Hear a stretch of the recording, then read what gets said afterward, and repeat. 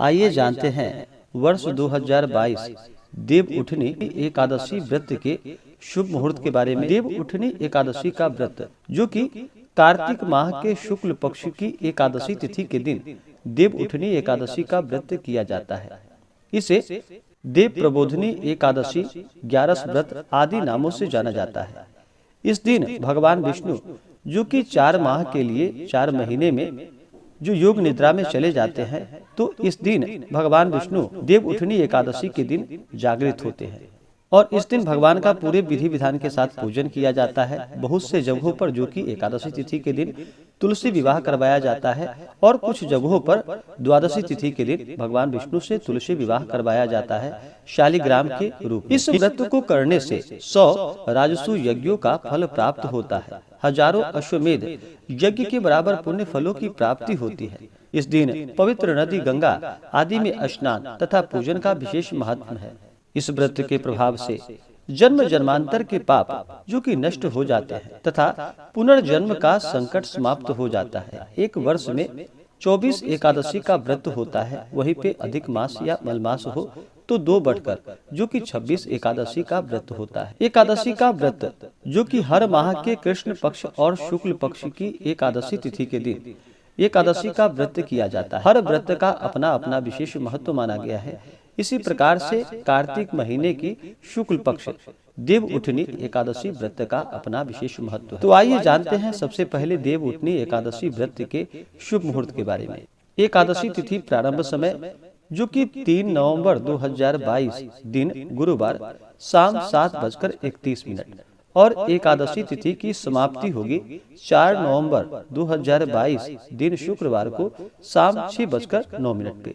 तो हमें शुद्ध रूप से एकादशी व्रत के लिए जो द्वादशी युक्त समय प्राप्त हो रहा है, वह समय 4 नवंबर 2022 दिन शुक्रवार को प्राप्त हो रहा है। तो इस दिन इस व्रत को रखा जाएगा और इस व्रत का पारण, जो कि अगले दिन 5 नवंबर 2022 दिन शनिवार को इस व्रत का पारण किया जाएगा। पारण का समय, जो कि 5 नवंबर को सुबह 6:36 से सुबह 8:47 तक इस व्रत का पारण किया जाएगा। देव उठनी एकादशी व्रत का पारण, जो कि तुलसी दलेन पारण, तो इस व्रत का पारण, जो कि तुलसी दल से इस व्रत का पारण किया जाएगा और गंगा जल से। और द्वादशी तिथि की जो समाप्ति होगी वह 5 नवंबर को शाम 5:08 पे द्वादशी तिथि की समाप्ति होगी। एकादशी तिथि के दिन राहु काल का जो समय होगा, वह समय 4 नवंबर को, जो कि सुबह 10:18 से सुबह 11:41 तक राहु काल का समय होगा।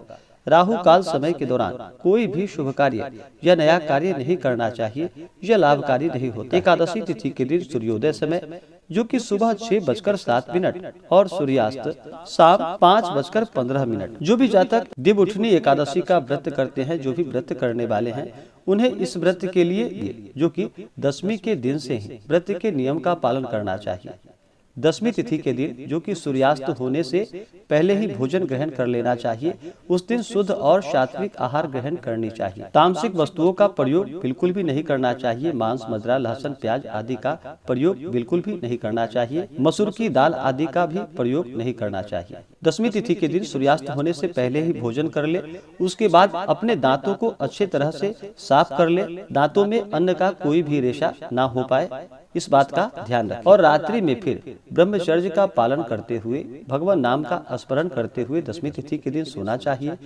और एकादशी तिथि के दिन, जो कि सुबह ब्रह्म मुहूर्त में उठ करके नित्य क्रियाओं से निवृत्त होकर के इस दिन विशेष प्रकार से गंगा में अवश्य ही स्नान करना चाहिए। गंगा नदी में या तीर्थों में जाकर स्नान करना चाहिए, क्योंकि कार्तिक महीने में गंगा स्नान का बड़ा ही विशेष महत्व बताया गया है। तो इस दिन जाके गंगा में स्नान करें। अगर यह संभव ना हो तो अपने घर के नहाने के पानी में ही थोड़ा सा गंगा जल मिला करके स्नान करें। शुद्ध वस्त्र धारण करके उसके बाद फिर भगवान सूर्य देव को अर्घ्य प्रदान करें। उसके बाद व्रत का संकल्प लेना चाहिए और भगवान श्री हरि विष्णु से प्रार्थना करनी चाहिए कि हे भगवान विष्णु, हे माता लक्ष्मी, आज मैं देव उठनी एकादशी का व्रत करने जा रहा हूँ या करने जा रही हूँ। इस प्रकार से भगवान से प्रार्थना करें कि यह व्रत मेरा सफलता पूर्वक पूर्ण हो। आप हमें अपना आशीर्वाद प्रदान करें, हमारे सभी पाप और ताप नष्ट हो और आपके मन में जो भी इच्छा हो, जो भी कामना हो, वह प्रभु से कहें। और फिर इस दिन रात्रि उपवास रहते हुए भगवान का पूजन करना चाहिए। जो उपवास नहीं रह पाते हैं, जिनका स्वास्थ्य सही ना हो, वो एक समय फलाहार का प्रयोग करें और इस दिन भगवान का पूरे विधि विधान के साथ सुबह और शाम के वक्त पूजन करना चाहिए। एकादशी तिथि में जहाँ तक हो सके रात्रि में जागरण करना चाहिए।